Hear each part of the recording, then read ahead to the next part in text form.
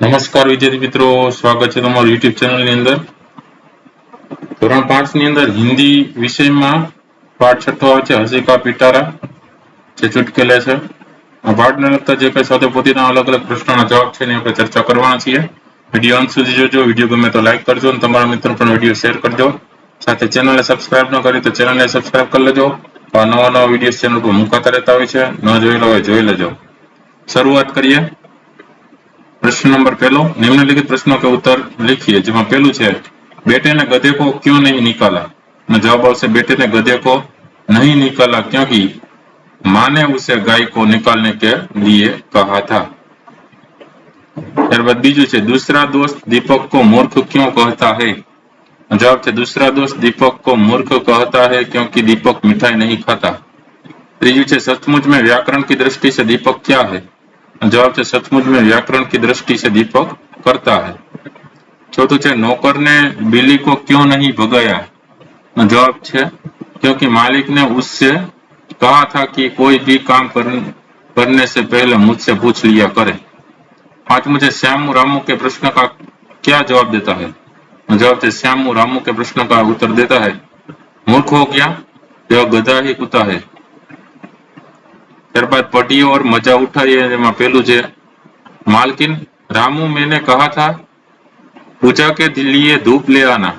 रामू मगर लाता कहाँ से मालकिन, आज तो दिन भर बादल छाए रहे.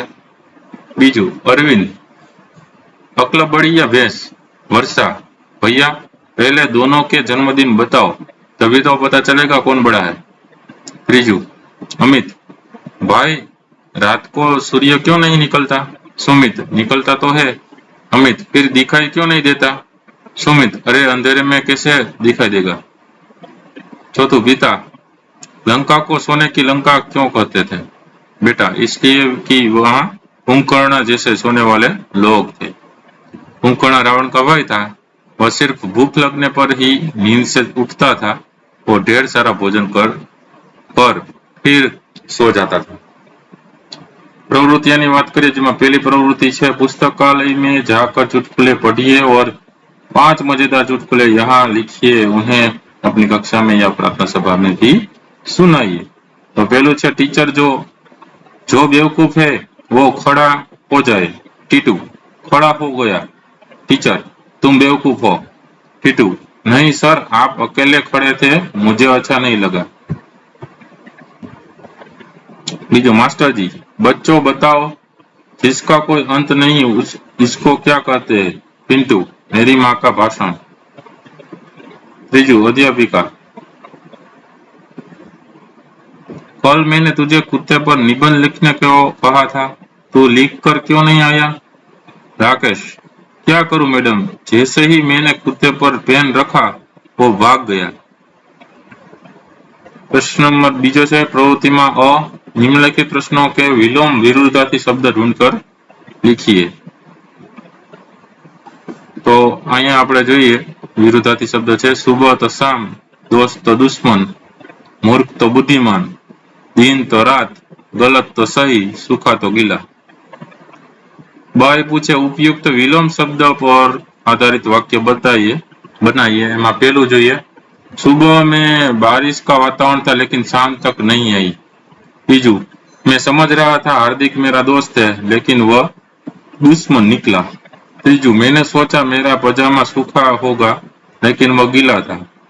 चौथू सूर्योदय होने से दिन होता है और सूर्यास्त होने से रात. पांचवू मैंने सोचा उत्तर गलत होगा लेकिन वह सही था. छठू लोग शेरों को मूर्ख समझते थे लेकिन वह तो बुद्धिमान निकला. ત્યારબાદ પ્રશ્ન ત્રીજો અ સમાનાર્થી શબ્દો की जोड़ियां बनाइए.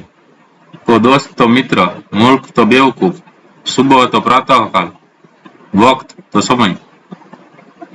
ब उपयुक्त समानार्थी शब्दों का वाक्य में प्रयोग कीजिए. उदाहरण पहलू मोहन और सोहन अच्छे दोस्त थे, मोहन और सोहन अच्छे मित्र थे. बीजू रामलाल मूर्ख था, श्यामलाल बेवकूफ था. तीजू मैं सुबह लिखता हूँ, मैं प्रातःकाल लिखता हूँ.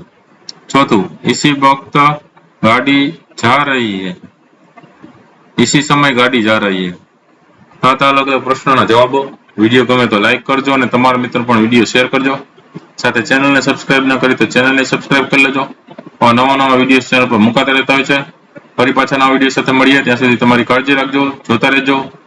ન જોયેલા વિડીયો પ્લેલિસ્ટમાં જોઈ લેજો. Thank you very much and take care.